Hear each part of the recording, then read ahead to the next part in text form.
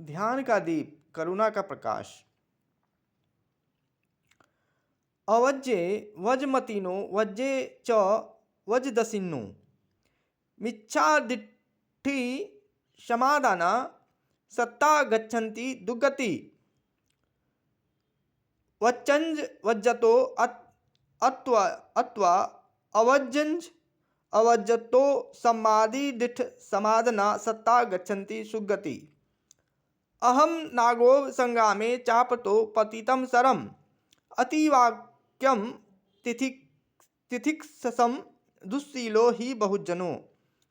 दंतम नयन्ति शमितिन दतम राजाभिरुहति दंतो सेठो मनुष्यसेषु योति वाक्यम तिथिकथि। नहीं एते हि याने हि गच्छे अगतम दिशम यथा तना सुदंतेन दंतो दंतेन गच्छति। इदं पुरे चितं चारी चारिकं योनिचकं यत्थं कामं यथा सुखम। तज्जहम निग्रहेष्यामि योनिशो हतिप भिन्नम वि अकुंसगहो। प्रथम दृश्य।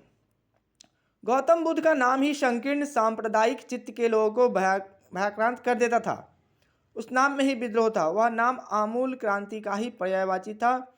ऐसे भयभीत लोग स्वयं तो बुद्ध से दूर दूर रहते ही थे, अपने बच्चों को भी दूर दूर रखते थे।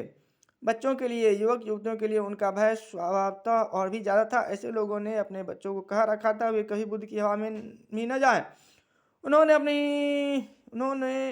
उन्होंने शर्त दिला रखी थी कि वे कभी भी बुद्ध के भिक्षुओं को प्रणाम ना करेंगे। एक दिन कुछ बच्चे जेतवन के बाहर खेल रहे थे। खेलते खेलते उन्हें प्यास लगी। वे भूल गए अपने माता पिताओं और धर्मगुरुओं के दिए वचन और जेतवन में पानी की तलाश में प्रवेश कर गए। संजोग की बात की भगवान से ही उनका मिलना हो गया। भगवान ने उन्हें पानी पिलाया और बहुत कुछ और भी पिलाया, प्रेम भी पिलाया। ऊपर की प्यास तो मिटाई और भीतर की प्यास जगाई। वे बच्चे खेल इत्यादि भूलकर दिन भर भगवान के पास ही रहे। ऐसा प्रेम तो उन्होंने कभी न जाना था। ऐसा चुंबकीय आकर्षण ना देखा था, ऐसा सौंदर्य ना देखा था, ऐसा प्रसाद, ऐसी शांति, ऐसा आनंद, ऐसा अपूर्व उत्सव। वे भगवान में ही डूब गए। वह अपूर्व रस, वह अलौकिक रंग सल बच्चों के हृदय को लग गया। वे फिर रोज ही आने लगे। वे भगवान के पास धीरे धीरे ध्यान में भी बैठने लगे। उनकी सरल श्रद्धा देखते ही बनती थी।